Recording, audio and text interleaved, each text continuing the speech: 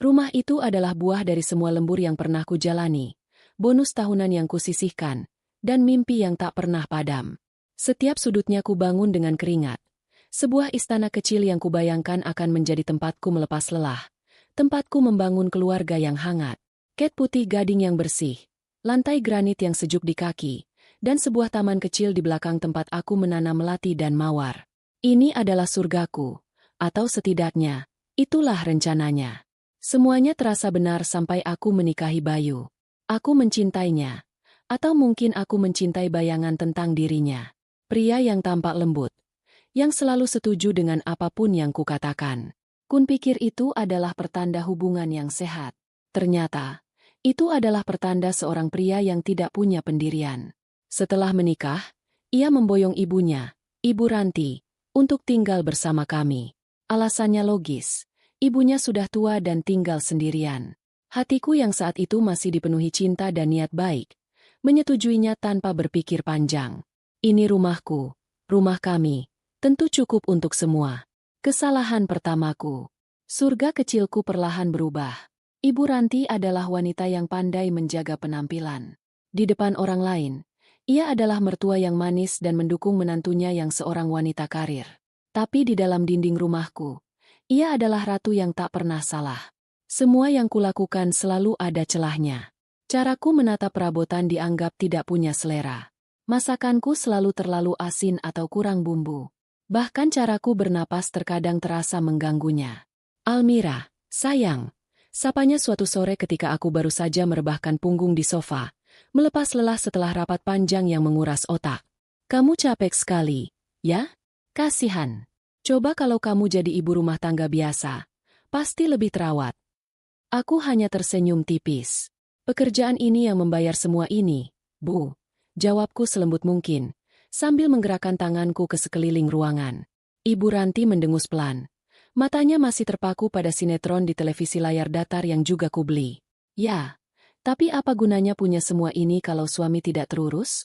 Lihat Bayu, badannya kurusan sekarang. Kamu pasti jarang masak untuknya. Aku menoleh ke arah Bayu, yang duduk di sebelah ibunya. Ia sedang asyik bermain game di ponselnya, sama sekali tidak mendengar atau mungkin memilih untuk tidak mendengar. Badannya tidak kurusan. Ia hanya lebih sering menghabiskan uangku untuk nongkrong di kafe mahal bersama teman-temannya yang juga tidak jelas pekerjaannya. Aku ingin mengatakan itu, tapi lidahku keluh. Setiap kali aku mencoba membela diri, Bayu akan menenangkanku nanti di kamar. Sudahlah, sayang. Kamu kan tahu mama gimana. Didengarkan saja, jangan dimasukkan ke hati. Begitu katanya setiap malam. Selalu sama. Ia tidak pernah membelaku, hanya memintaku untuk maklum. Maklum pada ibunya yang tinggal di rumahku, makan dari hasil kerjaku, dan mengkritik setiap jengkal kehidupanku. Hari-hari berlalu dalam pola yang sama. Pagi aku berangkat kerja. Malam aku pulang membawa lelah dan disambut sindiran. Rumahku tidak lagi terasa seperti rumah. Ia terasa seperti wilayah kekuasaan Ibu Ranti. Foto pernikahanku yang tadinya kupajang besar di ruang tamu, kini sudah digeser ke sudut, digantikan oleh foto besar Bayu saat wisuda sarjana, yang menurut Ibu Ranti lebih membanggakan. Taman belakangku yang dulu penuh bunga, kini ditanami sayuran organik kesukaan Ibu Ranti. Aku tidak punya hak suara di istanaku sendiri. Puncaknya adalah ketika aku memberitahu mereka bahwa orang tuaku akan datang berkunjung dari desa. Bapak dan ibu akan menginap selama beberapa hari. Sudah setahun mereka tidak menengokku. Aku rindu masakan ibu. Rindu obrolan ringan dengan bapak di teras. Reaksi Ibu Ranti sudah bisa kuduga. Wajahnya langsung berubah masam. Mau menginap? Di sini? Berapa lama? Tanyanya dengan nada yang tidak disamarkan. Hanya 3 atau 4 hari. Bu, mereka rindu. Jawabku, rumah ini kan tidak terlalu besar. Almira, nanti mereka tidur di mana? Kamar tamu kan sudah jadi gudang barang-barang mama yang tidak terpakai. Katanya lagi, seolah lupa bahwa kamar itu sengaja ia penuhi dengan barang-barangnya agar tidak ada yang bisa menginap. Nanti bisa kita bereskan, Bu. Atau mereka bisa tidur di kamarku. Aku dan Bayu bisa tidur di sofa. Usulku, mencoba mencari solusi. Bayu yang sedari tadi diam akhirnya angkat bicara. Sudahlah, Ma. Biarkan saja. Kasihan orang tua Almira. Sudah jauh-jauh datang. Aku sedikit lega mendengar pembelaan Bayu, meski terdengar sangat lemah. Setidaknya ia tidak menolak. Ibu Ranti mendengus keras, lalu bangkit dari duduknya dan masuk ke kamar, membanting pintu pelan sebagai tanda protes. Hari kedatangan orang tuaku tiba. Aku menjemput mereka di stasiun dengan hati yang gembira sekaligus cemas. Bapak dan ibu turun dari kereta dengan senyum tulus. Mereka membawa tas anyaman besar berisi singkong, pisang, dan sayuran dari kebun mereka. Ibu juga membawakanku sebotol besar sambal terasi kesukaanku. Kehangatan mereka adalah sesuatu yang sangat kurindukan. Kamu kurusan, enduk, kata ibu sambil mengelus pipiku saat kami di dalam mobil. Aku hanya tersenyum. Mungkin karena banyak pekerjaan, Bu. Aku tidak mungkin mengatakan bahwa aku kurus karena tekanan batin. Sesampainya di rumah, suasana langsung berubah. Ibu Ranti menyambut mereka di pintu dengan senyum yang terlihat jelas dipaksakan. Ia bahkan tidak menyalami tangan mereka dengan benar. Hanya menyentuh ujung jarinya seolah takut kotor. Wah, repot-repot bawa hasil kebun segala. Di supermarket sini juga banyak yang lebih bagus, katanya sebagai kalimat pembuka. Wajah bapak dan ibu langsung berubah sedikit canggung. Ini dari kebun sendiri, Bu. Lebih sehat, tidak pakai pestisida. Jawab bapakku mencoba ramah. Ibu Ranti tertawa kecil. Tawa yang terdengar seperti hinaan. Oh begitu. Selama beberapa jam pertama, aku berusaha keras membuat suasana menjadi cair. Aku membuatkan minuman, membereskan kamar untuk mereka, dan mengajak mereka mengobrol. Tapi Ibu Ranti sepertinya punya misi untuk membuat mereka tidak nyaman. Ia akan berkomentar tentang cara ibuku berbicara yang masih medok, atau cara bapakku duduk di sofa mahal miliknya. Sofa yang kubeli dengan bonus akhir tahunku. Ibuku, dengan niat baik, memutuskan untuk memasak makan malam. Ia ingin membuatkan semua makanan kesukaanku. Dapur yang biasanya senyap dan steril, kini dipenuhi aroma bawang goreng, tumis kangkung, dan ikan asin. Bagiku, itu adalah aroma rumah. Tapi bagi Ibu Ranti, itu adalah polusi. Baunya sampai ke depan. Ya, kayak dapur warteg. Sindirnya sambil menutup hidung saat melewati dapur. Ibuku hanya tersenyum getir. Aku melihatnya, dan hatiku terasa seperti diremas. Aku menarik napas panjang, mencoba menahan amarah. Sabar, Almira, sabar. Hanya beberapa hari. Malam itu, kami makan malam dalam keheningan yang canggung. Hanya suara denting sendok dan garpu. Masakanku ibuku terasa luar biasa di lidahku, tapi terasa hambar di tenggorokan. Aku melihat Bayu makan dengan lahap. Setidaknya ia menikmati makanannya. Tapi ia tidak mengatakan sepatah kata pun untuk memuji masakan ibu mertuanya. Ia hanya makan, seolah tidak peduli pada perang dingin yang sedang terjadi di hadapannya. Setelah makan, Bapak mengajakku duduk di teras belakang. Kami memandangi taman yang kini isinya bukan lagi bunga-bunga kesukaanku. Kamu bahagia, enduk? Tanya Bapak pelan. Pertanyaan sederhana itu terasa seperti sebuah pukulan telak. Aku ingin menangis dan menceritakan semuanya. Menceritakan bagaimana rumah impianku terasa seperti penjara. Bagaimana aku merasa seperti orang asing di sini. Tapi aku tidak bisa. Aku tidak mau membuat mereka khawatir. Aku bahagia, Pak. Jawabku, dengan senyum palsu yang terasa menyakitkan di pipi. Bapak menatapku lama, seolah tahu aku berbohong. Tapi ia tidak mendesak. Ia hanya menghela napas dan menepuk pundakku. Malam itu, aku tidur dengan perasaan gelisah. Aku tidak tahu bahwa neraka yang sebenarnya baru akan dimulai keesokan harinya. Surga kecilku sudah siap untuk terbakar habis. Pagi datang dengan ketegangan yang masih menggantung di udara. Sarapan terasa seperti persidangan. Ibu Ranti duduk di kepala meja, mengamati setiap gerak-gerik orang tuaku dengan tatapan menghakimi. Ibuku mencoba mencairkan suasana dengan menawarkan nasi goreng buatannya. Ayo, Bu Ranti, dicicipi.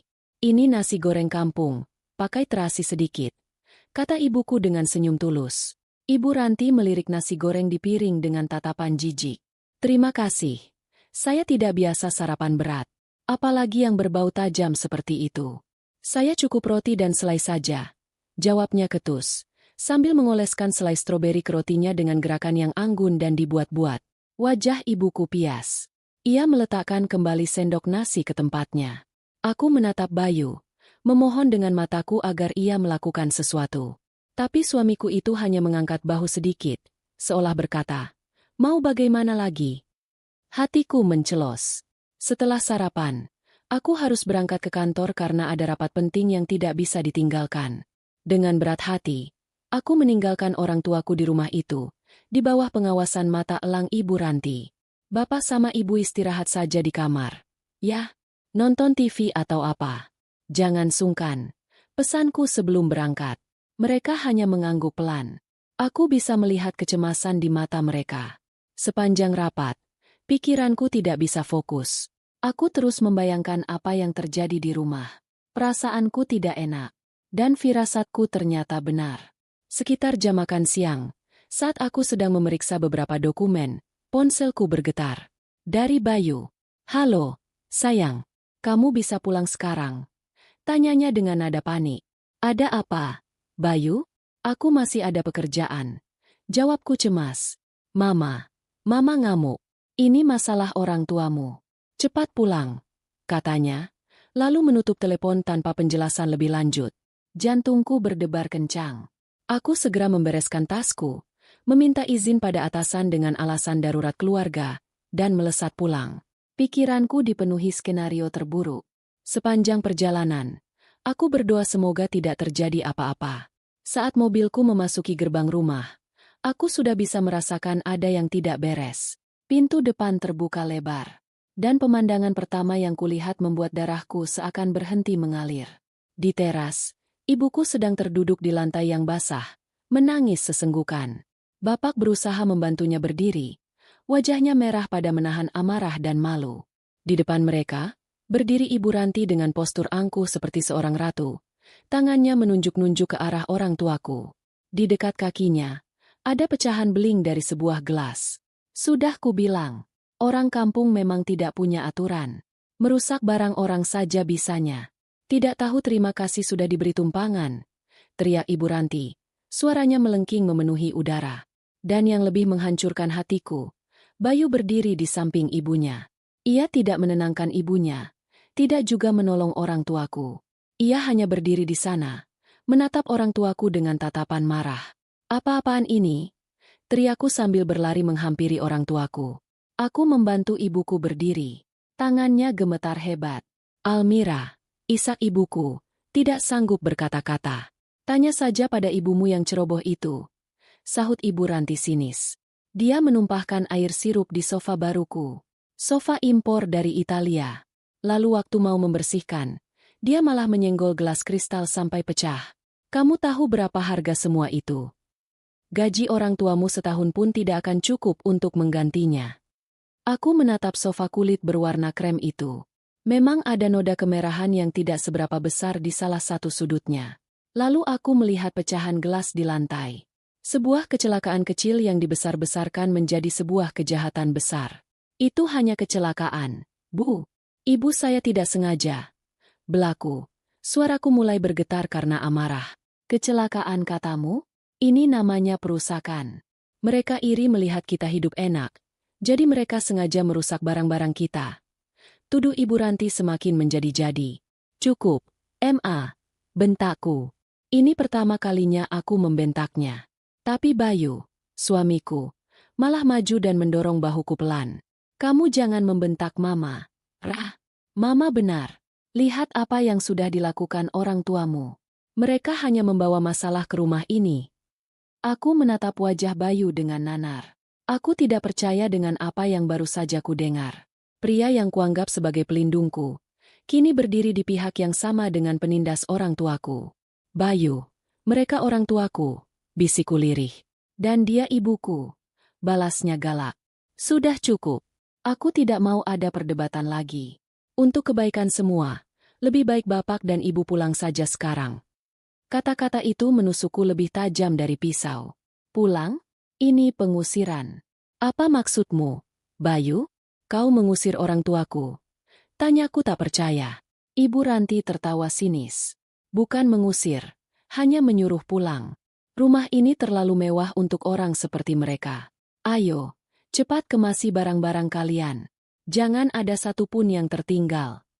Setelah mengatakan itu, Ibu Ranti masuk ke dalam, lalu keluar lagi dengan membawa tas anyaman milik orang tuaku. Dengan gerakan yang sangat kejam, ia melemparkan tas itu ke lantai teras yang basah. Isi tas itu berhamburan keluar. Singkong, pisang, dan botol sambal terasi buatan ibuku menggelinding di lantai yang kotor. Hatiku hancur berkeping-keping. Duniaku runtuh saat itu juga. Melihat sambal kesukaanku tergeletak di lantai kotor. Melihat orang tuaku yang sudah tua diperlakukan seperti sampah di rumahku sendiri, oleh suamiku sendiri. Bapak yang sedari tadi diam, akhirnya maju. Tubuhnya yang biasanya tegap kini terlihat membungkuk. Ia memunguti barang-barang yang berserakan dengan tangan gemetar. Ia tidak mengatakan apa-apa, tapi aku bisa melihat luka yang dalam di matanya. Aku tidak bisa bergerak. Tubuhku kaku. Aku hanya bisa menatap pemandangan itu dengan air mata yang mulai mengalir deras. Ini adalah puncak dari semua kesabaranku. Cinta yang pernah kumiliki untuk Bayu menguap begitu saja, digantikan oleh kebencian yang dingin dan membara. "Ayo, Bu, kita pulang," kata bapak kepada ibuku dengan suara pelan namun tegas. Aku segera sadar dari keterkejutanku. Aku menghapus air mataku dengan kasar. "Tidak, Pak, Bu. Jangan pergi. Ini rumahku. Mereka yang seharusnya pergi," kataku sambil menatap tajam ke arah Bayu dan Ibu Ranti. Tapi bapak menggeleng. "Tidak usah, Enduk. Kami tidak mau membuatmu lebih susah. Kami pulang saja." Ada harga diri dalam suaranya yang membuatku semakin sakit. Aku tidak bisa membantah. Aku tahu, mereka sudah terlalu terluka untuk tinggal sedetik pun lebih lama di rumah ini. Aku mengantar mereka ke mobil dalam diam. Aku tidak berani menatap wajah mereka. Aku merasa gagal sebagai seorang anak. Gagal melindungi kehormatan mereka. Sebelum masuk mobil, ibuku memelukku erat. "Yang sabar ya, Enduk," bisiknya di telingaku. Dan kalimat itulah yang meruntuhkan pertahananku. Aku menangis sejadi-jadinya di pelukan ibuku. Setelah mobil mereka menjauh dan hilang di tikungan jalan, aku berdiri mematung di depan rumahku. Rumah yang kubangun dengan impian, kini menjadi saksi bisu penghinaan terbesar dalam hidupku. Aku berbalik dan menatap Bayu serta Ibu Ranti yang masih berdiri di teras dengan wajah puas. Mereka menatapku seolah akulah yang bersalah. Tidak ada penyesalan sedikit pun di mata mereka. Saat itulah aku tahu, semuanya sudah berakhir. Pernikahan ini, rasa hormatku, dan Almira yang sabar dan pemaaf. Semuanya mati hari itu. Yang tersisa hanyalah seorang wanita dengan hati yang hancur dan sebuah sumpah dalam hati. Mereka akan membayar ini. Mereka akan merasakan sakit yang jauh lebih pedih. Aku akan membalas perbuatan busuk mereka sampai mereka menderita. Sampai mereka mengemis ampun di kakiku. Permainan baru saja dimulai. Aku tidak ingat bagaimana aku bisa menyetir kembali ke rumah. Pikiranku kosong. Tapi tanganku secara otomatis memutar setir. Kakiku menginjak pedal gas dan rem. Dunia di luar kaca mobil terasa kabur. Suara klakson dan deru mesin seolah datang dari planet lain. Yang ada di kepalaku hanyalah rekaman ulang kejadian tadi. Wajah ibuku yang basah oleh air mata. Punggung bapakku yang membungkuk saat memunguti hasil kebun mereka dari lantai teras yang kotor. Dan tawa sinis Ibu Ranti yang terngiang-ngiang seperti lonceng kematian. Aku memarkir mobil di garasi. Tapi tidak langsung turun. Aku duduk di sana selama beberapa menit. Menatap roda kemudi. Tanganku gemetar hebat. Air mataku sudah kering. Meninggalkan rasa perih di mata dan jejak asin di pipi. Tangisan sudah tidak ada gunanya lagi. Kesedihan yang tadinya membuncah kini telah membeku. Mengeras menjadi sesuatu yang lain. Sesuatu yang dingin, berat, dan tajam. Kebencian. Saat aku akhirnya melangkah masuk ke dalam rumah, aku disambut oleh pemandangan yang membuat perutku mual. Ibu Ranti sedang duduk manis di sofa yang ternoda itu, sambil mengompres dahinya dengan sapu tangan basah. Ia berakting seolah-olah dialah korban di sini, pingsan karena syok. Bayu duduk di sampingnya, memijat pelipis ibunya dengan wajah penuh kekhawatiran palsu. Mereka bahkan belum membersihkan pecahan gelas kristal di lantai. Mereka menoleh begitu aku masuk. Wajah Bayu langsung berubah. Dari cemas menjadi waspada. Ia bangkit dan menghampiriku. "Sayang, kamu sudah kembali? Gimana orang tuamu?" Tanyanya dengan suara yang dibuat selembut mungkin. Ia mencoba menyentuh lenganku, tapi aku menepisnya dengan kasar. "Jangan sentuh aku," desisku. Suaraku serak dan asing di telingaku sendiri. Bayu terkejut. Kamu kenapa begini? Sudahlah, jangan marah lagi. Aku tahu kamu kesal, tapi coba mengerti posisi Mama. Mama kan punya darah tinggi. Tadi hampir pingsan karena ulah orang tuamu. Aku menatapnya. Benar-benar menatapnya seolah baru pertama kali melihatnya. Topengnya luruh. Aku tidak lagi melihat suami yang kucintai. Aku melihat seorang anak Mama yang lemah. Seorang pengecut yang bersembunyi di balik rok ibunya. Seorang parasit yang hidup dari hasil jerih payahku lalu menghina sumber hidupnya.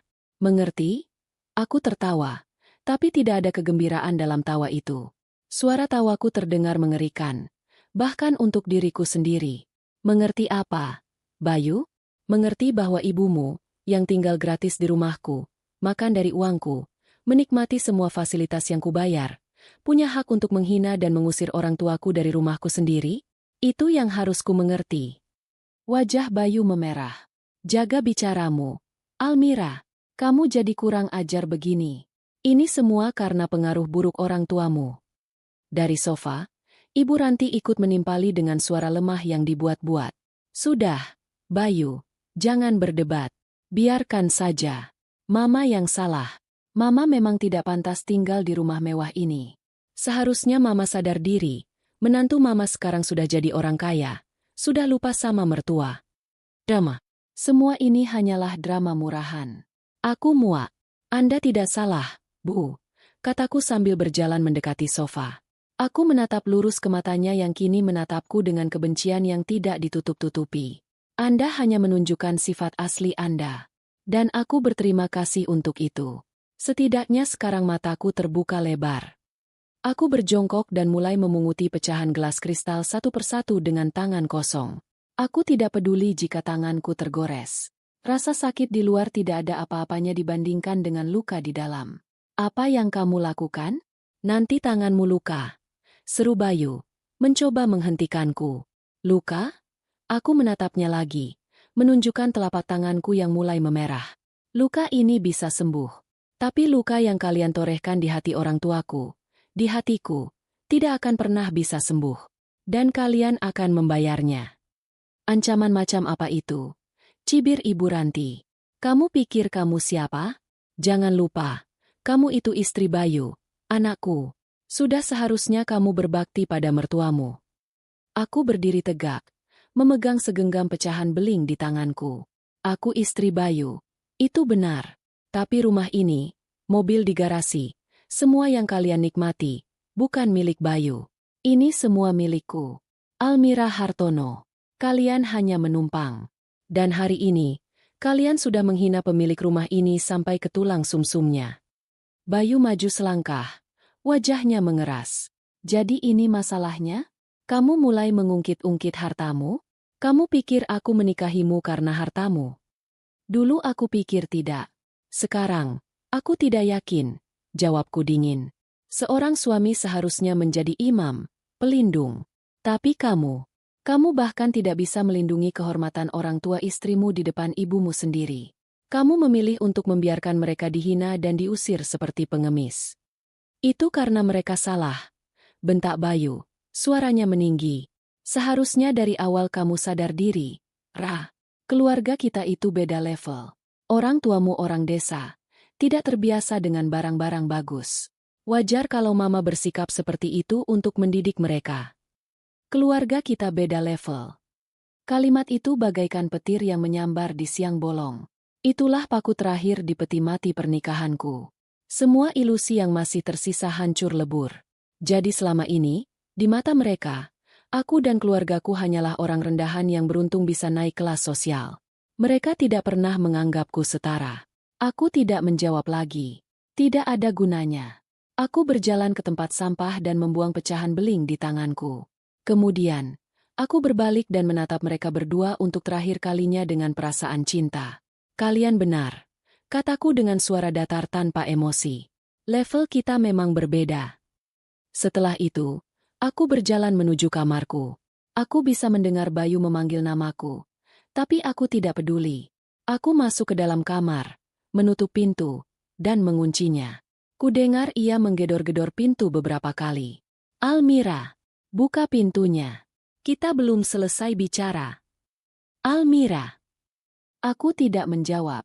Aku menyandarkan punggungku di pintu, mendengarkan gedorannya yang semakin lemah dan akhirnya berhenti.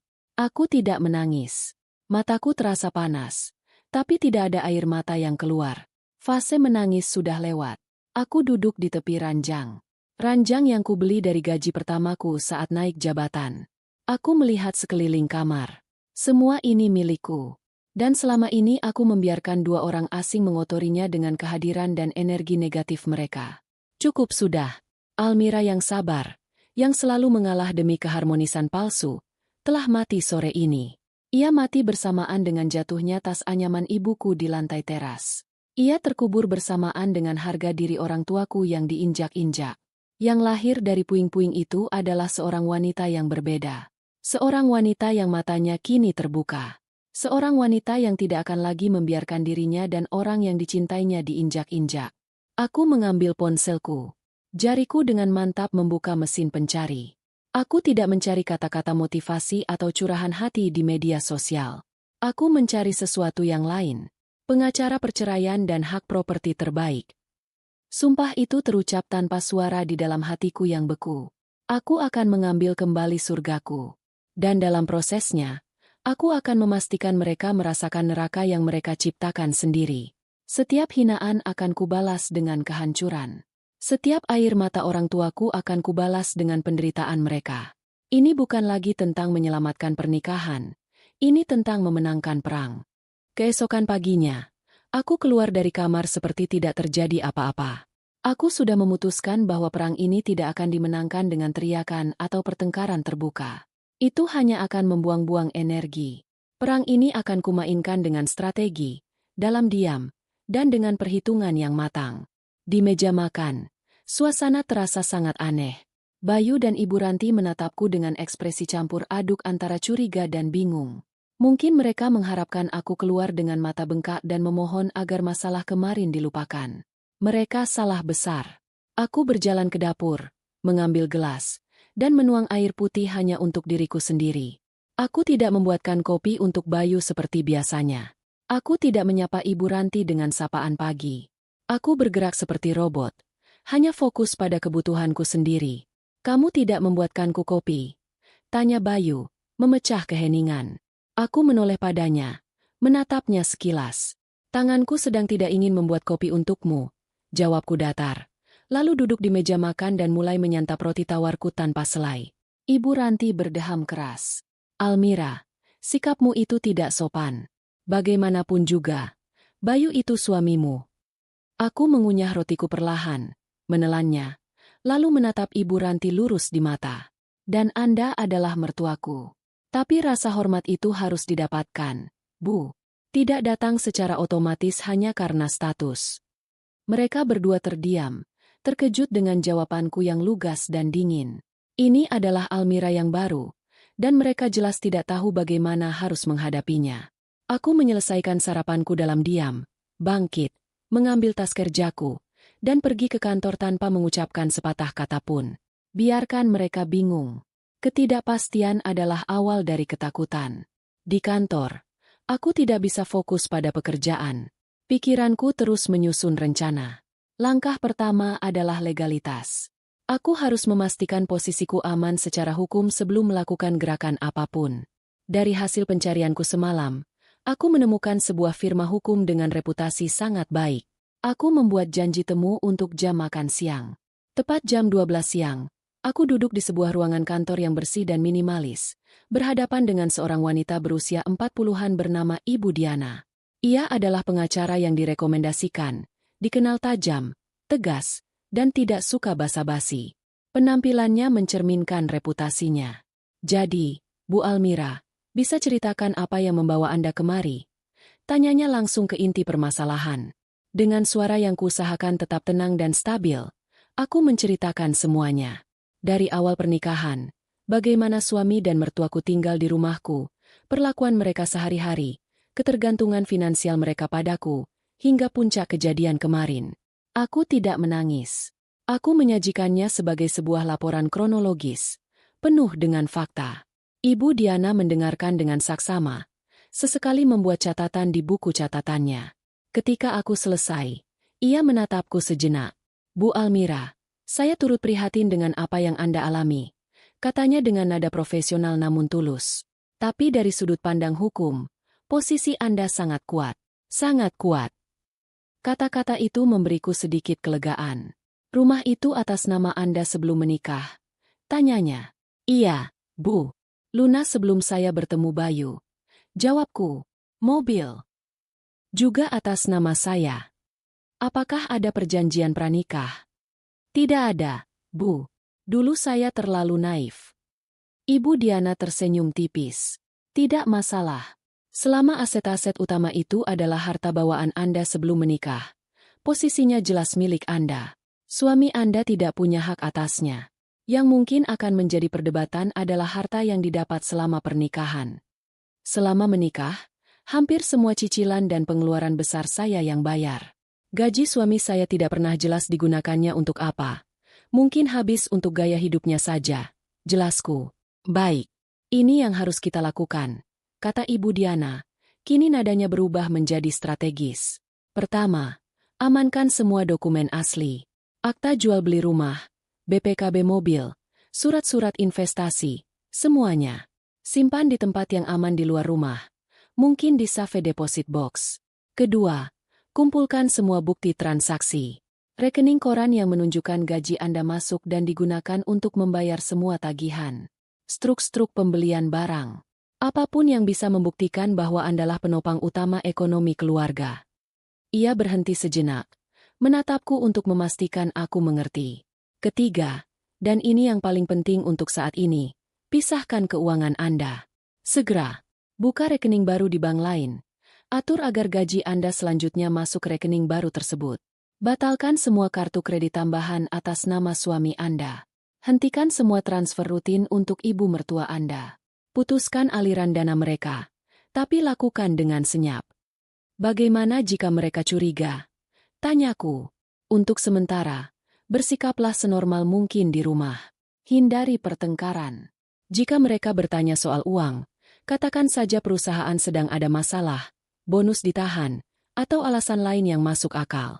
Kita perlu waktu untuk mengumpulkan semua amunisi sebelum melancarkan serangan utama, yaitu gugatan cerai dan surat pengosongan rumah, jelasnya.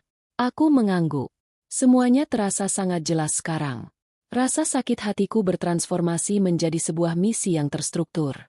Saya mengerti, Bu. Saya akan lakukan semua yang Ibu sarankan. Kataku mantap. Pulang dari kantor pengacara, aku merasa seperti manusia baru. Beban di pundakku terasa lebih ringan karena kini aku punya arah dan tujuan. Malam itu, setelah aku yakin Bayu dan Ibu Ranti sudah tidur lelap, aku memulai misiku. Aku masuk ke ruang kerjaku dengan langkah pelan. Kubuka laci lemari arsip yang terkunci. Di sanalah semua dokumen penting kusimpan. Satu persatu, aku mengeluarkan map berisi sertifikat rumah, BPKB mobil, polis asuransi, dan surat berharga lainnya. Aku memfotonya satu persatu dengan ponselku sebagai cadangan, lalu memasukkan semua dokumen asli itu ke dalam tas laptopku. Besok pagi, sebelum ke kantor, aku akan mampir ke bank untuk menyewa safe deposit box. Selanjutnya, aku menyalakan laptopku dan masuk ke internet banking. Aku menelusuri riwayat transaksi selama 3 tahun terakhir. Semuanya tercatat dengan jelas. Transfer untuk Bayu dengan keterangan, uang jajan. Pembayaran tagihan kartu kreditnya yang isinya hanya belanja barang-barang fashion dan makan di restoran mahal. Transfer bulanan untuk Ibu Ranti dengan keterangan, untuk Mama. Cicilan mobil, tagihan listrik, air, internet, TV kabel, iuran lingkungan, gaji asisten rumah tangga, semuanya ditarik dari rekeningku. Dengan sabar, aku mengunduh semua laporan itu, menyimpannya dalam beberapa folder di cloud storage yang aman. Ini adalah bukti. Bukti perbudakan finansial yang kujalani selama ini atas nama cinta. Langkah terakhir malam itu adalah yang paling memuaskan. Aku membuka aplikasi mobile banking, masuk ke menu kartu kredit. Kulihat kartu tambahan atas nama Bayu Pratama. Statusnya aktif. Dengan satu klik, aku memilih opsi blokir permanen. Sebuah notifikasi muncul. Apakah Anda yakin? Tanpa ragu, aku menekan Ya. Selesai. Aku mematikan laptop dan kembali ke kamar tidur. Bayu sedang tertidur pulas, mendengkur pelan. Aku menatap wajahnya dalam remang cahaya lampu tidur. Wajah yang pernah begitu kupuja, kini terlihat asing dan menjijikan. Ia tidur dengan tenang, tidak tahu bahwa fondasi dunia nyamannya baru saja kuruntuhkan. Aku tidak tidur di ranjang yang sama dengannya. Aku mengambil selimut dan bantal, lalu tidur di sofa kecil di sudut kamar. Aku mungkin tidak bisa tidur nyenyak, tapi hatiku terasa damai. Rencana senyapku telah dimulai. Badai sedang datang, dan mereka sama sekali tidak menyadarinya. Beberapa minggu berlalu dalam ketenangan yang aneh. Di permukaan, semuanya tampak normal. Aku berangkat kerja di pagi hari, pulang di sore hari. Kami bertiga masih tinggal di bawah atap yang sama. Tapi di balik itu, fondasi dunia mereka mulai retak, dan aku menikmati setiap getarannya dalam diam. Retakan pertama muncul dari sisi Bayu. Suatu Sabtu sore, ia pulang dengan wajah kusut dan membanting kunci mobil ke meja. Aku sedang membaca buku di ruang tengah, dan aku mengangkat alisku sedikit, pura-pura bertanya. "Kenapa, Mas?" Tanyaku dengan nada yang kuusahakan senetral mungkin. "Kartu kreditku ditolak," geramnya. "Aku lagi traktir teman-teman di kafe. Pas mau bayar, kartunya ditolak. 2 kali. Memalukan sekali rasanya." "Kamu lupa bayar tagihan, ya?" Aku menutup bukuku, menatapnya dengan ekspresi yang kubuat tampak bersalah dan cemas. "Astaga, Bayu, maaf sekali. Aku benar-benar lupa memberitahumu." Ia tampak sedikit lega, mengira ini hanyalah kelalaianku. "Ya sudah, lain kali jangan sampai lupa. Jadi, sudah kamu urus?" "Bukan itu masalahnya," kataku pelan. Aku bangkit dan menghampirinya, menyentuh lengannya dengan lembut, sebuah gestur yang sudah lama tidak kulakukan. "Ini semua bagian dari sandiwara. Kantor lagi ada masalah besar, Bayu. Ada restrukturisasi, beberapa divisi mau digabung, dan semua bonus serta tunjangan karyawan untuk sementara ini ditahan sampai waktu yang tidak ditentukan. Makanya, aku harus super hemat sekarang." Aku melanjutkan dengan wajah sedih. "Aku terpaksa menutup sementara kartu kredit tambahanmu. Bukan apa-apa, hanya untuk memastikan pengeluaran kita tidak membengkak. Aku takut kita tidak bisa membayar tagihannya nanti. Maaf ya, seharusnya aku memberitahumu dari awal." Wajah Bayu berubah dari kesal menjadi bingung, lalu panik. Bonus dan tunjangan adalah sumber utama dari uang jajan yang selama ini ia nikmati. Gajiku yang pokok kugunakan untuk membayar semua tagihan dan kebutuhan rumah. "Ditahan? Sampai kapan?" tanyanya cemas. Aku menggeleng pelan. "Tidak tahu, Mas. Situasinya tidak menentu. Makanya, untuk beberapa waktu ke depan, kita harus benar-benar mengencangkan ikat pinggang. Mungkin kamu bisa kurangi dulu nongkrong-nongkrong di kafe mahal." Bayu tidak bisa marah. Bagaimana ia bisa marah pada istri yang sedang khawatir tentang kondisi keuangan keluarga? Ia hanya bisa menghela napas dengan kasar dan mengacak-acak rambutnya karena frustrasi. Serangan pertamaku berhasil. Aku memotong sumber kesenangannya dengan alasan yang tidak bisa ia bantah. Retakan kedua datang dari Ibu Ranti. Beberapa hari kemudian, ia menghampiriku saat aku sedang menyiram tanaman di taman belakang. Ia memulai dengan basa-basi, memuji betapa segarnya tanaman sayurannya, sebelum akhirnya sampai ke inti permasalahan. "Almira, sayang." Mulainya dengan suara manis yang dibuat-buat. "Ini sudah lewat tanggal biasanya. Kok transferan bulanan untuk Mama belum masuk, ya? Mama ada janji sama teman-teman arisan. Tidak enak kalau sampai menunggak." Aku meletakkan selang air, lalu berbalik menghadapnya dengan senyum prihatin. "Oh, iya, Bu. Maaf. Almira belum sempat bicara. Ibu sudah dengar dari Mas Bayu? Kondisi keuangan kami sedang kurang baik." Aku mengulangi cerita yang sama, tentang masalah di kantor, bonus yang ditahan, dan keharusan untuk berhemat. Wajah Ibu Ranti langsung berubah keruh. Arisan dan pertemuan sosialita adalah napas hidupnya. Itu adalah panggungnya untuk pamer dan menjaga status. "Jadi, bulan ini tidak ada transfer?" tanyanya, tidak percaya. "Maaf sekali, Bu. Untuk bulan ini dan mungkin beberapa bulan ke depan, Almira benar-benar tidak bisa. Semua pemasukan sekarang hanya cukup untuk bayar cicilan rumah, mobil, dan kebutuhan pokok. Benar-benar tidak ada sisa. Jelasku dengan nada penuh penyesalan palsu. Ibu Ranti tampak berpikir keras, mencari celah. Tapi arisan itu penting, Nak, untuk menjaga hubungan baik. Disinilah aku melancarkan serangan psikologis yang sudah kusiapkan.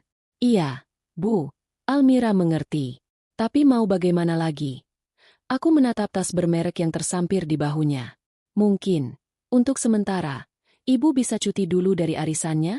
Atau kalau memang mendesak, mungkin salah satu koleksi tas atau perhiasan Ibu yang sudah jarang dipakai bisa dijual? Lumayan kan, Bu, untuk pegangan.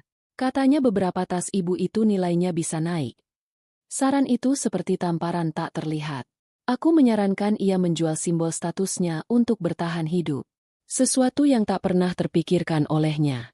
Matanya membelalak, menatapku dengan campuran antara kaget dan marah. Ia pasti menganggapku kurang ajar. Tapi ia tidak bisa mengatakannya karena saranku terdengar sangat logis dan penuh perhatian. Menjual tasku? Kamu pikir tasku ini barang loakan? Desisnya. Tentu saja tidak, Bu, jawabku lembut. Justru karena berharga, makanya bisa jadi solusi darurat. Anggap saja investasi. Tapi itu hanya saran dari Almira. Kok? Semua kembali ke keputusan Ibu. Setelah itu, aku pamit untuk melanjutkan menyiram tanaman, meninggalkannya termangu di tepi taman. Aku bisa merasakan tatapan tajamnya menusuk punggungku. Aku tahu. Saranku itu telah melukai harga dirinya dalam-dalam. Sama seperti ia melukai harga diri orang tuaku. Sejak saat itu, suasana di rumah menjadi semakin suram. Bayu lebih banyak mengurung diri di kamar. Kesal karena tidak punya uang untuk bergaya. Ibu Ranti menjadi lebih pendiam dan pemarah. Tidak ada lagi sindiran di meja makan. Yang ada hanya keheningan yang berat. Aku sering mendengar mereka berdebat kecil di dalam kamar. Bayu menyalahkan ibunya karena telah membuatku marah. Ibu Ranti balik menyalahkan Bayu yang tidak becus sebagai suami dan tidak bisa menafkahi keluarga. Aliansi mereka yang dibangun di atas kenyamanan dan uangku mulai goyah. Mereka mulai merasakan hidup yang sebenarnya. Harus berpikir dua kali sebelum membeli sesuatu. Harus menahan keinginan. Bagi mereka, ini adalah sebuah penderitaan. Bagi aku, ini adalah pemandangan yang memuaskan. Aku terus memainkan peranku sebagai istri dan menantu yang prihatin. Sesekali aku akan memasak makanan sederhana dan berkata, "Maaf ya, Mas, Bu, kita makan seadanya dulu. Yang penting sehat." Aku melihat mereka makan tempe dan tahu dengan wajah terpaksa. Sementara aku menikmatinya dalam hati. Mereka mungkin berpikir aku sedang menderita bersama mereka. Mereka tidak tahu bahwa di rekening bank rahasiaku, gajiku utuh dan terus bertambah. Mereka tidak tahu bahwa penderitaan mereka ini baru permulaan. Aku sedang membuat mereka kelaparan secara perlahan, sebelum aku mengambil piring mereka selamanya. Serangan finansial ini hanyalah babak pembuka. Pertunjukan utamanya akan segera dimulai. Penderitaan finansial ternyata berdampak hebat pada harga diri Ibu Ranti. Selama hampir 2 bulan, ia terpaksa absen dari semua kegiatan sosialnya. Ia membuat berbagai alasan. Dari sakit hingga sedang bepergian keluar kota. Tapi kebohongan ada batasnya. Teman-temannya mulai bergosip. Dan ia tahu reputasinya di ujung tanduk. Dalam keputusasaannya, ia merencanakan sebuah langkah nekat. Sebuah pertaruhan untuk merebut kembali statusnya. Ia memutuskan untuk mengadakan acara arisan di rumahku. Sebuah acara besar untuk membuktikan kepada semua orang bahwa ia masih berjaya. Bahwa menantunya masih sangat berbakti. Dan bahwa semua gosip itu salah. Ia merencanakannya secara diam-diam. Ia tahu aku tidak akan pernah setuju. Jadi ia memilih hari Kamis, hari di mana aku biasanya pulang paling malam karena ada evaluasi mingguan. Aku mengetahui rencananya secara kebetulan. Selasa sore, sebuah nomor tak dikenal meneleponku. Ternyata dari pihak catering. "Selamat sore, dengan Ibu Almira? Saya mau konfirmasi pesanan untuk acara hari Kamis di alamat Ibu. Pesanan atas nama Ibu Ranti, untuk 100 orang. Apakah betul?" Jantungku berhenti berdetak sejenak. 100 orang? Di rumahku? Tanpa izinku? Amarah langsung membakar dadaku. Tapi aku berhasil menahannya. "Oh, iya, betul. Jawabku setenang mungkin. Bisa tolong kirimkan detail pesanan dan total tagihannya ke WhatsApp saya? Saya mau periksa kembali. Setelah telepon ditutup, aku menatap layar ponselku dengan tangan gemetar. Ini bukan hanya sebuah acara arisan. Ini adalah deklarasi perang terbuka. Ia menggunakan rumahku sebagai panggung untuk menyebarkan fitnah tentangku. Aku yakin, di acara itu, ia akan kembali memainkan perannya sebagai mertua teraniaya. Baiklah, jika ia ingin bermain, akan kulayani. Aku segera menelepon Ibu Diana, pengacaraku. Kuceritakan semua rencananya. Di seberang telepon, aku bisa mendengar Ibu Diana tersenyum tipis. Ini kesempatan emas, Bu Almira, katanya. Panggungnya sudah ia siapkan. Kita hanya perlu datang dan mengganti naskahnya. Saya akan kosongkan jadwal saya untuk hari Kamis malam. Kita akan datang bersama. Malam itu, aku pulang seperti biasa. Aku tidak menunjukkan tanda-tanda bahwa aku tahu sesuatu. Aku melihat Ibu Ranti dan Bayu berbisik-bisik, dan aku hanya melewatinya seolah tidak peduli. Biarkan mereka merasa di atas angin. Semakin tinggi mereka terbang, semakin sakit rasanya saat jatuh. Hari Kamis tiba. Aku bekerja seperti biasa, tapi pikiranku sudah tertuju pada pertunjukan malam nanti. Aku memilih pakaianku dengan saksama, sebuah gaun kerja berwarna biru dongker yang elegan, dipadu dengan sepatu hak tinggi yang membuatku tampak lebih berwibawa. Penampilanku harus sempurna. Aku bukan korban. Aku adalah pemegang kendali. Jam 7 malam, aku bertemu dengan Ibu Diana di sebuah kafe dekat rumahku. Ia tampak profesional seperti biasa, dengan setelan blazer hitam dan membawa sebuah tas kerja kulit. Sudah siap, Bu? Tanyanya. Aku mengangguk. Sudah. Kami tiba di rumahku tepat pukul 7:30 malam. Dari ujung jalan, aku sudah bisa melihat deretan mobil mewah terparkir di depan rumahku. Musik lembut dan suara tawa samar-samar terdengar. Jantungku berdebar sedikit lebih kencang, bukan karena takut, tapi karena adrenalin. Kami memarkir mobil agak jauh dan berjalan kaki. Saat kami masuk melalui gerbang, pemandangan itu persis seperti yang kubayangkan. Tamanku yang asri telah diubah menjadi area pesta dengan meja-meja bundar dan lampu-lampu taman. Puluhan wanita sosialita dengan pakaian gemerlap dan perhiasan berkilauan sedang bercengkerama. Dan di tengah-tengah mereka, berdirilah sang ratu, Ibu Ranti. Ia mengenakan kaftan mewah berwarna emas. Wajahnya dirias tebal, tersenyum dan tertawa seolah tanpa beban. Ia sedang berada di puncak dunianya, di atas panggung yang ia curi dariku. Kami berhenti sejenak di dekat pintu masuk, mengamati. Kami bisa mendengar Ibu Ranti sedang berbicara dengan sekelompok ibu-ibu. Aduh, Jeng, pusing saya ini.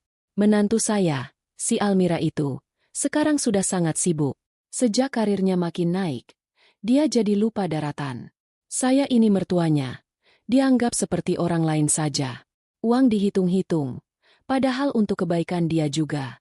Bayu, anak saya, sampai kurus memikirkan perubahan sikap istrinya. Katanya dengan nada sedih yang dibuat-buat. Itulah isyaratku. Aku dan Ibu Diana melangkah masuk. Aku memasang senyum tipisku yang paling ramah namun paling dingin. Semua mata langsung tertuju pada kami. Musik yang tadinya mengalun seolah berhenti. Percakapan terhenti. Ibu Ranti yang melihat kedatanganku, wajahnya langsung pucat pasi. Ia jelas tidak menyangka aku akan pulang secepat ini. Almira? Sayang, kok sudah pulang? Sapanya tergagap, berusaha menguasai diri. Ini, teman-teman mama lagi arisan biasa. Aku berjalan mendekat. Ibu Diana mengikutiku satu langkah di belakang. Aku berhenti tepat di depan Ibu Ranti dan teman-temannya. Selamat malam, ibu-ibu semua. Sapaku dengan suara yang jelas dan tenang, memastikan semua orang bisa mendengar. Maaf mengganggu pestanya. Perkenalkan, saya Almira, pemilik rumah ini. Aku sengaja memberi penekanan pada frasa, pemilik rumah ini. Bisik-bisik langsung terdengar di antara para tamu. Aku melanjutkan. Saya senang sekali melihat ibu mertua saya, Ibu Ranti, bisa kembali berkumpul bersama teman-temannya. Saya tahu beberapa bulan ini beliau sedang mengalami kesulitan finansial. Saya turut prihatin. Wajah Ibu Ranti semakin pucat. Ia mencoba memotong pembicaraanku, tapi aku tidak memberinya kesempatan. Sebagai menantu dan pemilik rumah, saya merasa bertanggung jawab untuk meluruskan beberapa hal agar tidak terjadi kesalahpahaman yang bisa merugikan nama baik keluarga kami. Aku berhenti sejenak, membiarkan kata-kataku meresap. Aku menatap berkeliling, memastikan semua mata tertuju padaku. Adalah benar bahwa saya melakukan beberapa penyesuaian keuangan dalam rumah tangga kami. Rumah ini, seperti yang ibu-ibu lihat, beserta semua isinya, dibeli dari hasil kerja keras saya jauh sebelum saya menikah. Selama bertahun-tahun, saya dengan senang hati menafkahi suami saya, Mas Bayu, dan juga ibu mertua saya, Ibu Ranti. Suasana menjadi sangat hening. Para tamu saling berpandangan. Topeng Ibu Ranti mulai retak. Namun, lanjutku dengan suara yang sedikit lebih tegas. Sebuah insiden terjadi beberapa waktu lalu. Sebuah insiden yang membuat saya harus berpikir ulang tentang segalanya. Penyesuaian finansial ini terpaksa saya lakukan setelah kedua orang tua kandung saya, yang sudah sepuh dan datang dari desa untuk menjenguk saya, diusir secara paksa dan tidak hormat dari rumah ini. Sebuah desahan kaget kolektif terdengar dari para tamu. Aku bisa melihat wajah mereka yang tadinya penuh simpati pada Ibu Ranti, kini berubah menjadi ngeri dan tidak percaya. Jadi, jika ibu mertua saya bercerita bahwa saya adalah menantu yang pelit atau tidak berbakti, kataku, kini menatap lurus ke mata Ibu Ranti yang sudah berkaca-kaca karena malu. Saya hanya ingin bertanya pada ibu-ibu sekalian, bakti seperti apa lagi yang harus saya berikan setelah rumah dan seluruh hidup saya sudah saya serahkan, namun orang tua saya sendiri diperlakukan seperti sampah di dalamnya. Tidak ada yang bisa menjawab. Ibu Ranti berdiri mematung. Seluruh kebohongannya terbongkar di depan panggung yang ia bangun sendiri. Reputasinya hancur dalam hitungan menit. Ibu Diana kemudian melangkah maju. Selamat malam. Saya Diana, kuasa hukum dari Ibu Almira. Kami harap ibu-ibu sekalian bisa mengerti situasi yang pelik ini. Untuk saat ini, kami mohon maaf, acara ini harus diakhiri. Kata-kata, kuasa hukum, adalah paku terakhir. Para tamu, yang tidak mau terlibat dalam drama hukum keluarga, segera berpamitan satu persatu. Mereka melewati Ibu Ranti yang masih mematung, sebagian dengan tatapan kasihan, sebagian lagi dengan tatapan mencemooh. Dalam waktu kurang dari 15 menit, rumahku yang ramai kembali sepi. Yang tersisa hanyalah dekorasi pesta yang norak, makanan catering yang hampir tak tersentuh, dan 3 orang yang berdiri dalam keheningan yang menyesakan. Aku, Bayu yang baru keluar dari kamar dengan wajah bingung, dan Ibu Ranti yang tubuhnya bergetar hebat. Topengnya telah kubongkar. Penghinaan publik yang ia terima malam ini adalah balasan pertama untuk air mata orang tuaku. Pagi setelah pesta yang hancur itu terasa seperti pagi setelah badai. Sunyi, penuh puing-puing, dan menyimpan hawa dingin yang menusuk tulang. Aku bangun pagi-pagi sekali. Rumah masih berantakan. Sisa-sisa makanan dan gelas-gelas kotor tergeletak di meja, menjadi monumen bisu bagi kehancuran reputasi Ibu Ranti. Aku tidak menyentuh apapun. Itu bukan pestaku, bukan juga berantakanku. Aku membuat kopi untuk diriku sendiri dalam keheningan. Aku bisa mendengar suara langkah ragu di lantai atas. Bayu. Tak lama kemudian, ia turun dengan wajah lelah dan mata merah.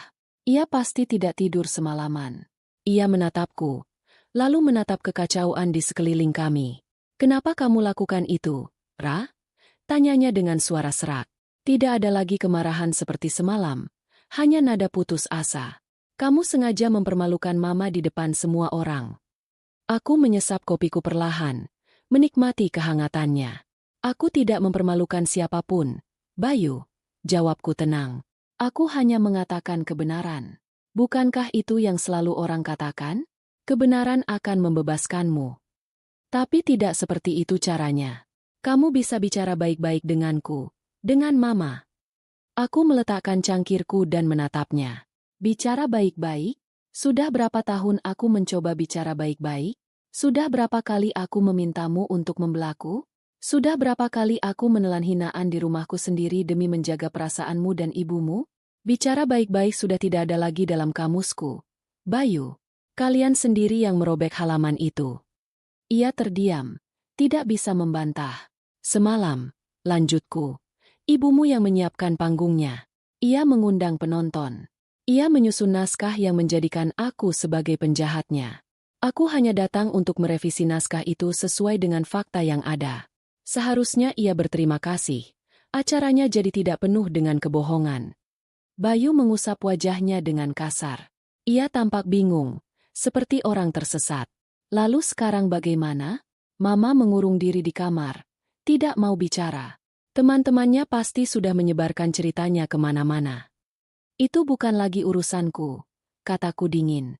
Kalian yang memulai api, sekarang nikmati saja asapnya. Aku bangkit, mencuci cangkirku, dan bersiap-siap untuk berangkat kerja. Aku harus pergi sebelum paketku datang. Paket yang akan secara resmi mengakhiri semua ini. Bayu hanya menatapku dengan tatapan kosong. Tidak tahu bahwa hari ini akan menjadi lebih buruk dari semalam. Sekitar jam 10 pagi, saat aku sedang berada di kantor, aku mendapat notifikasi dari kamera CCTV di rumah. Seorang kurir berseragam berhenti di depan gerbang. Sesuai instruksiku, ia membawa 2 amplop coklat besar yang disegel dengan rapi. Aku sudah mengaturnya dengan kantor pengacaraku. Pengiriman resmi, dengan tanda terima. Aku melihat melalui layar ponselku saat asisten rumah tangga menerima paket itu. Ia kemudian masuk ke dalam dan menyerahkannya kepada Bayu yang sedang duduk termenung di ruang tamu. Di layar ponselku, aku melihat Bayu menerima 2 amplop itu.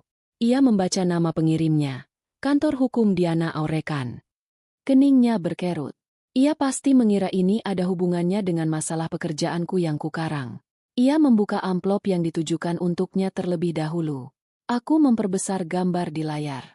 Aku bisa melihat tangannya sedikit gemetar saat ia mengeluarkan beberapa lembar kertas. Matanya bergerak cepat membaca baris pertama. Aku bisa melihat perubahan drastis di wajahnya bahkan melalui rekaman CCTV yang tidak terlalu jernih. Rahangnya mengeras. Matanya membelalak. Ia membaca ulang. Seolah tidak percaya dengan apa yang dilihatnya. Surat gugatan cerai. Pada saat yang sama, kudengar suara pintu kamar Ibu Ranti terbuka. Ia mungkin mendengar suara kurir dan penasaran. Ia berjalan menuruni tangga dengan langkah gontai. Siapa? Bayu?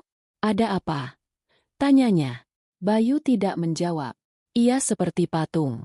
Tatapannya kosong tertuju pada kertas di tangannya. Bayu. Panggil ibunya lagi. Sedikit lebih keras. Ia merebut amplop kedua dari tangan Bayu dan membukanya dengan tidak sabar. Aku melihat Ibu Ranti membaca suratnya. Butuh beberapa detik baginya untuk mengerti. Lalu, reaksinya persis seperti yang kubayangkan. Ia menjerit. Jeritan melengking yang penuh dengan keterkejutan dan kemarahan. Somasi. Perihal. Perintah pengosongan rumah. Apa-apaan ini? Perempuan gila. Dia mengusir kita. Teriaknya histeris. Ia melemparkan kertas itu ke lantai dan berlari ke arah tangga. Mungkin berniat mendobrak pintu kamarku. Tapi ia segera sadar aku tidak ada di rumah. Bayu akhirnya sadar dari keterkejutannya. Ia mengambil ponselnya dan meneleponku. Aku membiarkannya berdering beberapa kali sebelum menjawab. Almira, apa maksud semua ini? Kamu serius? Teriaknya begitu aku mengangkat telepon. Semuanya sudah tertulis jelas di surat itu. Bayu, jawabku dengan suara yang kubuat sedatar mungkin. Kamu tidak bisa melakukan ini. Aku ini suamimu. Status yang sebentar lagi akan berakhir. Sahutku. Aku sudah memberimu banyak kesempatan. Kau menyia-nyiakan semuanya.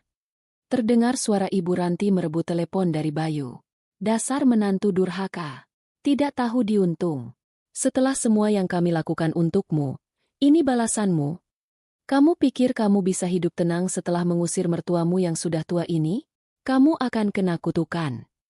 Aku tertawa kecil. Kutukan? Kutukan terbesar dalam hidupku adalah membiarkan kalian berdua tinggal di rumahku terlalu lama, Bu. Dan sekarang, aku sedang membersihkan kutukan itu. Kamu akan menyesal, Almira. Aku tidak akan pergi dari rumah ini. Ini rumah anakku juga. Silakan saja kalau tidak mau pergi. Jawabku tenang. Di surat itu juga sudah tertulis, setelah 30 hari, tim dari pengacaraku yang akan datang untuk mengosongkan rumah ini secara paksa dengan bantuan pihak berwajib. Anda mau lebih dipermalukan di depan semua tetangga? Pilihan ada di tangan Anda. Aku mendengar ia terkesiap. Ancaman pengosongan paksa adalah sesuatu yang nyata. Itu bukan lagi drama keluarga. Itu sudah urusan hukum. Kumohon, Ra, jangan begini.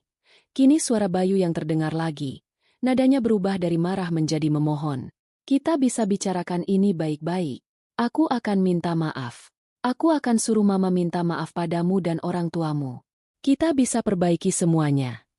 Permohonan maafnya terasa hambar dan terlambat. Seperti mencoba memadamkan rumah yang sudah menjadi arang dengan segelas air. Tidak ada lagi yang bisa dibicarakan. Bayu, semuanya sudah hancur. Hatiku, kepercayaanmu, rasa hormatku padamu, semuanya sudah jadi debu. Kau punya waktu 30 hari untuk mencari tempat tinggal baru untukmu dan ibumu. Manfaatkan waktu itu dengan baik. Sebelum ia bisa menjawab, aku mematikan teleponnya. Aku memblokir nomornya dan juga nomor Ibu Ranti. Aku tidak mau mendengar lagi teriakan, ancaman, atau permohonan palsu mereka. Aku bersandar di kursiku. Aku tidak merasa senang. Tidak ada perasaan kemenangan. Yang ada hanyalah kelegaan yang dingin dan sepi. Seperti seorang ahli bedah yang baru saja selesai mengamputasi bagian tubuh yang sudah membusuk. Prosesnya menyakitkan. Tapi itu perlu dilakukan untuk menyelamatkan sisa hidupku. Di rumahku, aku tahu sedang terjadi badai emosi. Mereka mungkin akan menangis, berteriak, atau membanting barang. Biarkan saja. Itu adalah konser perpisahan mereka. Jam pasir telah kubalik. 30 hari mereka di surga duniaku telah dimulai hitung mundurnya. 30 hari terasa seperti waktu yang lama jika kau menantikannya. Tapi terasa sangat singkat jika kau dikejar olehnya. Bagi Bayu dan Ibu Ranti, 30 hari itu adalah perjalanan lambat menuju neraka. Minggu pertama, mereka masih berada dalam fase penyangkalan. Mereka mungkin berpikir aku hanya menggertak. Mereka mencoba mendekatiku dengan berbagai cara. Ibu Ranti, yang biasanya angkuh, mencoba memasakkan sarapan untukku. Makanan yang tidak kusentuh. Bayu mencoba mengajakku bicara setiap malam. Mengetuk pintu kamarku yang selalu terkunci. Ia mengirimiku pesan-pesan panjang dari nomor lain yang tidak kublokir. Berisi permohonan maaf dan janji-janji kosong. Aku membacanya. Lalu menghapusnya tanpa membalas. Sikap dinginku yang konsisten akhirnya membuat mereka sadar. Ini bukan gertakan. Aku serius. Memasuki minggu kedua, kepanikan mulai melanda. Kenyataan bahwa mereka harus meninggalkan istana nyaman mereka menjadi semakin nyata. Mereka mulai merasakan dampak dari serangan finansialku. Tabungan mereka, jika memang ada, pasti sudah menipis. Mereka tidak punya sumber pemasukan. Aku melihat mereka sering duduk bersama di meja makan, bukan untuk makan, tapi untuk berdiskusi dengan wajah tegang. Aku bisa mendengar samar-samar percakapan mereka saat aku lewat. Jadi, kita mau tinggal di mana? Tanya Bayu pada ibunya. Mana mama tahu? Kamu itu laki-laki. Kepala keluarga, seharusnya kamu yang cari jalan keluar. Balas Ibu Ranti ketus. Kepala keluarga apa? Aku bahkan tidak punya uang. Ini semua kan gara-gara mama terlalu sombong. Menyalahkan mama terus. Kamu sendiri yang jadi suami tidak becus. Pertengkaran seperti itu menjadi musik latar di rumahku setiap hari. Aliansi ibu dan anak yang tadinya begitu solid, kini retak karena tekanan. Mereka mulai saling menyalahkan atas kemalangan yang menimpa mereka. Bayu mulai mencoba mencari pekerjaan. Aku melihatnya berdandan rapi setiap pagi, pergi dengan sisa-sisa kepercayaan dirinya. Tapi setiap sore, ia pulang dengan wajah yang lebih lesu dari hari sebelumnya. Dengan riwayat kerjanya yang tidak mengesankan dan sikapnya yang arogan, tentu tidak ada perusahaan yang mau menerimanya. Teman-temannya yang dulu sering ia traktir, kini satu persatu menghindar saat ia mencoba meminjam uang.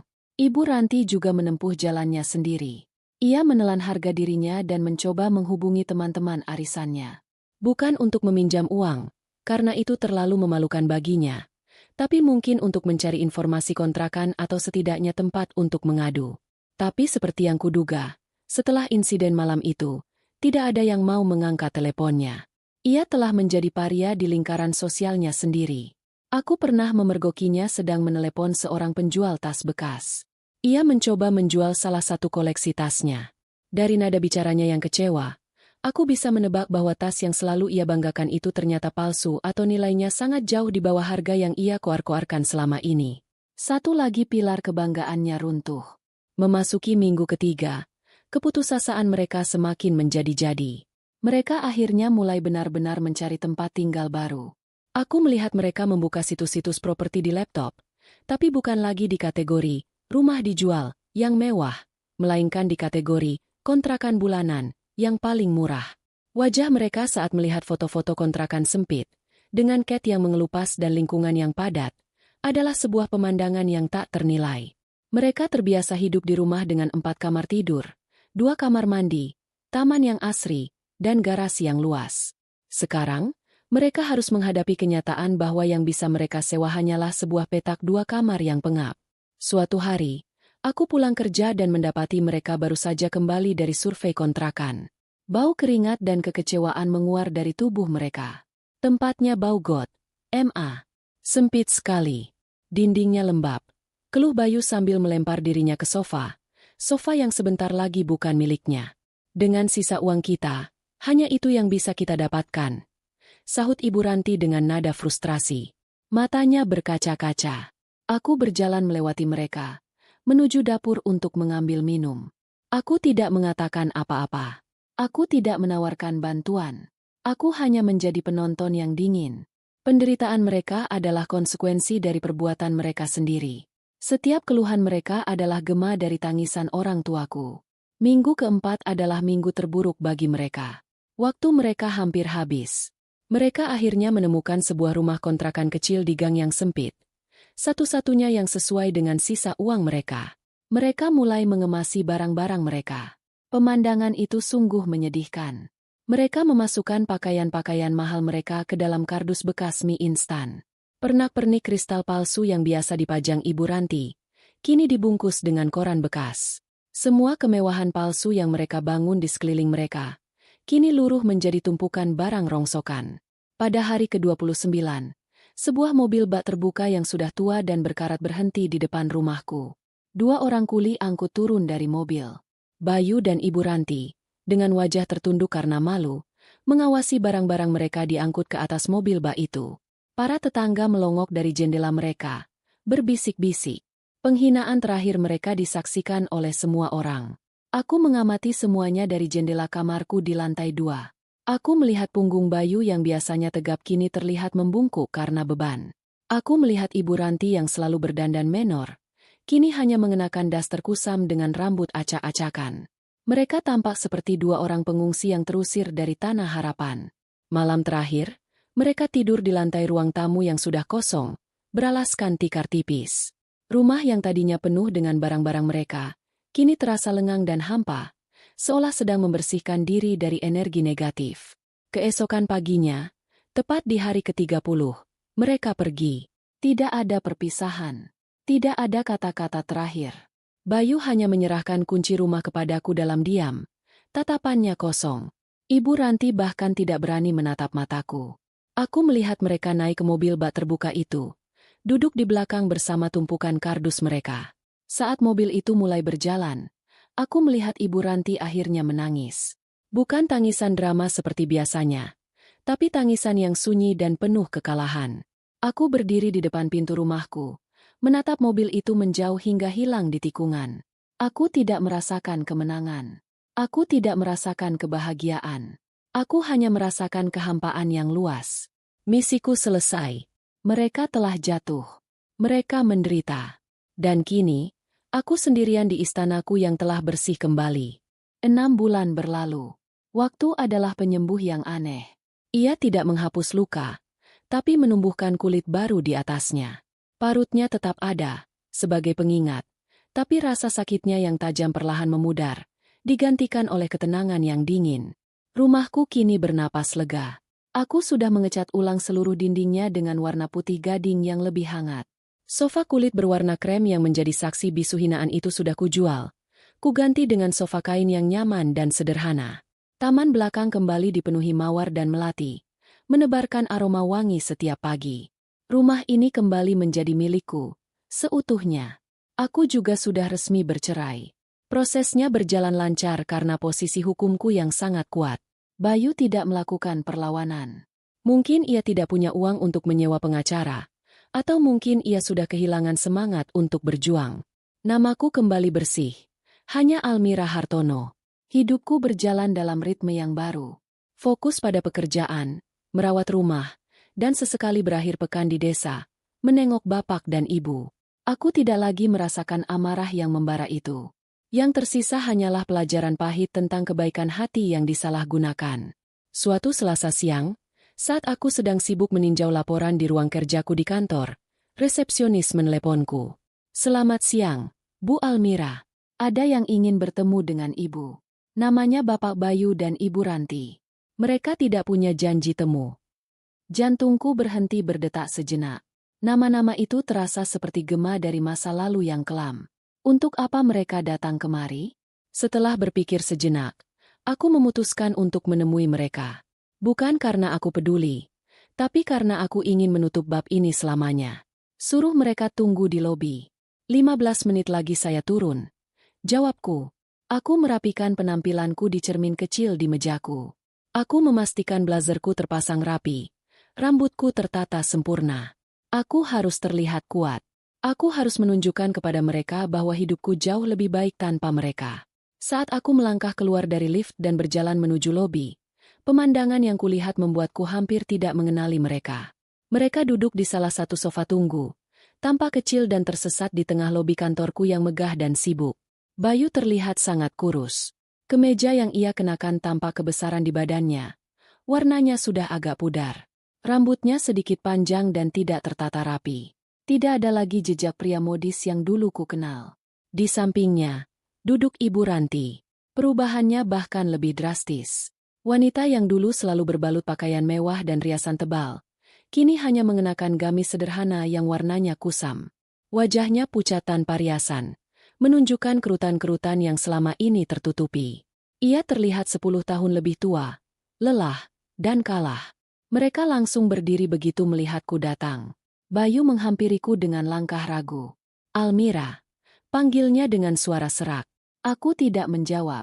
Aku hanya menatap mereka dengan ekspresi datar, memberi isyarat agar mereka mengikutiku ke sudut lobi yang lebih sepi. Kami berdiri di dekat jendela besar yang menghadap ke jalanan kota yang ramai. "Ada apa?" tanyaku langsung, tanpa basa-basi. Bayu tampak kesulitan memulai. Ia menelan ludah beberapa kali. Kami datang untuk minta maaf, Ra." Kata "maaf" itu terdengar sangat aneh keluar dari mulutnya. Aku tahu kami sudah sangat keterlaluan. Tidak ada kata yang bisa menggambarkan betapa menyesalnya aku. Lanjutnya, matanya berkaca-kaca. Aku suami yang gagal. Aku anak yang tidak bisa menasihati ibunya. Aku buta karena kenyamanan. Aku minta maaf, Almira. Aku benar-benar minta maaf. Ibu Ranti, yang berdiri di belakangnya, hanya menundukkan kepala. Aku bisa melihat bahunya bergetar. Aku tetap diam, membiarkan mereka mengeluarkan semua isi hatinya. "Hidup kami sangat sulit setelah pergi dari rumahmu," sambung Bayu lagi. Suaranya semakin lirih. "Kami tinggal di kontrakan sempit. Aku sudah mencoba cari kerja di mana-mana, tapi tidak ada yang mau menerimaku. Uang kami sudah habis. Ibu sering sakit-sakitan sekarang. Tekanan darahnya selalu tinggi." Ia berhenti sejenak, menatapku dengan tatapan memohon yang paling menyedihkan yang pernah kulihat. "Aku tidak minta kamu menerimaku kembali, Rah. Aku tahu aku tidak pantas. Aku hanya mohon, tolong bantu kami sedikit, untuk biaya berobat ibu saja. Setelah itu, kami janji tidak akan mengganggumu lagi." Jadi, ini tujuan mereka. Mereka datang bukan karena penyesalan yang tulus, tapi karena terdesak oleh keadaan. Mereka datang meminta belas kasihan. Ibu Ranti akhirnya mengangkat wajahnya. Air mata mengalir di pipinya yang tirus. "Maafkan Ibu, Nak Almira," isaknya pelan. "Ibu mengaku salah. Ibu sombong. Ibu jahat sama kamu dan orang tuamu. Ibu menyesal. Tolong maafkan Ibu." Pemandangan itu mungkin akan meluluhkan hati siapapun. Seorang pria yang hancur dan seorang wanita tua yang menangis memohon ampun. Tapi hatiku tidak tergerak sedikit pun. Hatiku sudah terlalu beku oleh perbuatan mereka di masa lalu. Aku membiarkan keheningan menyelimuti kami selama beberapa saat. Mereka menunggu jawabanku dengan napas tertahan. "Maaf?" Akhirnya aku bersuara. Suaraku terdengar dingin dan tajam di telingaku sendiri. Kata itu terdengar sangat mudah diucapkan sekarang. "Ya? Saat kalian sudah tidak punya apa-apa. Aku menatap lurus ke mata Bayu. Di mana kata maafmu saat kau membiarkan ibumu menghina orang tuaku di meja makan? Di mana kata maafmu saat kau ikut membentak mereka? Di mana kata maafmu saat kau berdiri diam saja melihat mereka diusir dari rumahku seperti binatang? Lalu aku beralih menatap Ibu Ranti. Dan Anda, Bu, di mana penyesalan Anda saat Anda melempar tas anyaman ibuku ke lantai yang kotor? Di mana rasa bersalah Anda saat Anda menyebut orang tuaku, kampungan, dan tidak tahu diri? Apakah Anda meminta maaf saat itu? Mereka berdua tidak bisa menjawab. Mereka hanya menunduk dalam-dalam. Penderitaan yang kalian alami sekarang, kataku lagi. Suaraku tetap datar tanpa emosi.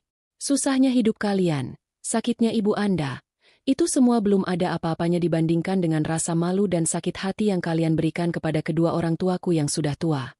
Mereka tidak melakukan kesalahan apapun, selain melahirkan anak yang terlalu baik hati dan naif. Aku mengambil dompet dari tasku. Aku tidak mengeluarkan uang. Aku mengeluarkan kartu namaku. Ini, kataku sambil menyodorkan kartu itu pada Bayu. Ini bukan nomor teleponku. Ini nomor telepon sebuah yayasan sosial yang sering kubantu. Coba hubungi mereka. Mungkin mereka bisa memberikan bantuan pengobatan gratis atau sembako. Itu adalah satu-satunya bantuan yang bisa kuberikan. Bukan karena kasihan. Itu karena aku tidak mau lagi punya urusan apapun dengan mereka. Bayu menerima kartu itu dengan tangan gemetar. Hanya ini? Tanyanya lirih, seolah masih berharap lebih. Hanya ini, tegasku. Pintu pengampunan dari saya sudah tertutup rapat. Pergilah, dan jangan pernah menunjukkan wajah kalian di hadapanku lagi. Setelah mengatakan itu, aku berbalik. Aku tidak menoleh ke belakang lagi. Aku berjalan menuju lift, dan dari sudut mataku aku bisa melihat satpam lobi mulai menghampiri mereka. Saat pintu lift tertutup, aku bersandar di dindingnya. Aku tidak menangis. Aku tidak merasa menang. Aku hanya merasakan bab sebuah buku dalam hidupku akhirnya benar-benar ditutup, dibakar, dan abunya dibuang ke laut. Mereka sudah mendapatkan balasan yang setimpal. Bukan dariku, tapi dari kehidupan itu sendiri. Utang mereka sudah lunas. Setelah pertemuan terakhir yang menguras emosi itu, aku merasa ada sesuatu yang terangkat dari pundakku. Beban terakhir dari masa laluku telah lenyap. Kini, tidak ada lagi yang menghalangiku untuk benar-benar memulai lembaran baru. Dan aku tahu persis bagaimana cara memulainya. Akhir pekan berikutnya, aku menyetir sendirian menuju desa kelahiranku. Perjalanan beberapa jam itu terasa seperti sebuah ziarah. Aku melewati sawah-sawah hijau yang terhampar luas, menghirup udara pedesaan yang bersih, membiarkan pemandangan itu membersihkan sisa-sisa kekeruhan di hatiku. Aku sampai di rumah orang tuaku saat sore hari. Sebuah rumah kayu sederhana yang selalu terasa hangat dan penuh cinta. Bapak sedang duduk di teras, menyeruput kopi. Ibu keluar dari dapur sambil tersenyum, menyambutku dengan pelukan hangat. Malam itu, setelah kami selesai makan malam, aku duduk bersama mereka di ruang tengah yang beralaskan tikar pandan. Inilah saatnya. Pak, Bu, mulaku dengan suara sedikit bergetar. Almira mau minta maaf. Mereka saling berpandangan. Tampak bingung. Minta maaf untuk apa? Enduk? Tanya bapak. Maaf karena Almira gagal melindungi bapak dan ibu waktu itu. Maaf karena bapak dan ibu harus mengalami penghinaan seperti itu di rumah anak sendiri. Maaf karena kebaikan hati bapak dan ibu dibalas dengan perlakuan yang begitu buruk. Seharusnya Almira lebih tegas dari awal. Maafkan Almira, kataku. Air mataku akhirnya menetes. Ini adalah tangisan kelegaan. Bukan kesedihan. Ibuku langsung memelukku. Sudah, Enduk, sudah. Jangan dibahas lagi. Kami sudah lama memaafkan. Kami tidak pernah menyalahkanmu. Itu bukan salahmu. Bapak menepuk-nepuk pundaku. Yang penting sekarang kamu sudah bebas dari mereka. Kamu sudah baik-baik saja. Itu sudah lebih dari cukup untuk kami. Aku menggeleng. Belum cukup, Pak, Bu. Rumah di kota itu terasa besar dan kosong. Rumah itu butuh pemiliknya yang sebenarnya. Aku menatap mereka berdua dengan sungguh-sungguh. Almira mau meminta bapak dan ibu untuk tinggal bersama Almira di sana. Mereka tampak terkejut. Tapi, Enduk, sela ibuku, kami ini orang desa. Tidak pantas tinggal di rumah sebesar itu. Nanti merepotkan kamu saja. Tidak, Bu. Jawabku mantap. Justru Almira yang butuh bapak dan ibu. Rumah itu tanpa kalian hanya sebuah bangunan, bukan rumah. Almira ingin bapak dan ibu menikmati masa tua dengan nyaman. Almira ingin menebus semua sakit hati yang pernah kalian rasakan. Kumohon, jangan menolak.